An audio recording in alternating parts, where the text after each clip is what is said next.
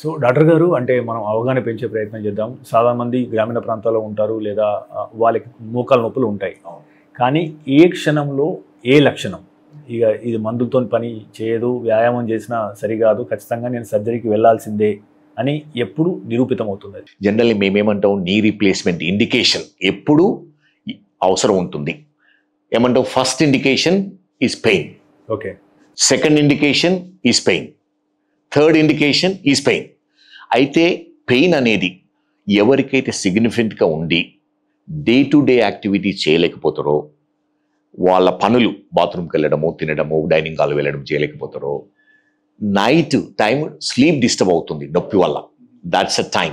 కానీ ఇంకోటి important factor ఏంటంటే, ఈ పెయిన్ మొత్తము నీ జాయింట్ ఆర్థరైటిస్ వల్లనే వస్తుందని మనం ప్రూవ్ చేయాలి. అంటే సింపుల్ ఎక్స్రేతో చేయగలుగుతాం.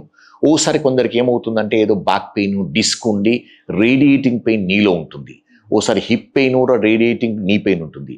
అటువంటి వాళ్ళకు పూర్తి ఎగ్జామినేషన్ చేయకుండా ఓన్లీ నీ రీప్లేస్మెంట్ చేసామనుకోండి, వాళ్ళకి బెనిఫిట్ కాదు. సో ఎవరికైతే ఈ పెయిన్ సిగ్నిఫికెంట్గా ఉండి ఎక్స్రేలో చేంజెస్ అంటే స్టేజ్ 4 చేంజెస్ అంటాం, 1, 2, 3, 4 చేంజెస్ ఉన్నాయో వాళ్ళు చాలా బెనిఫిట్ అవుతారు. 62 లక్షల మంది ప్రజల్లో మెడ్ప్లస్ బ్రాండ్ మెడిసిన్స్ కి మారడం వలన 915 కోట్ల రూపాయలు సేవ్ చేసుకున్నారు. అదే మెడిసిన్స్ అదే క్వాలిటీతో 50 to 80% డిస్కౌంట్లు.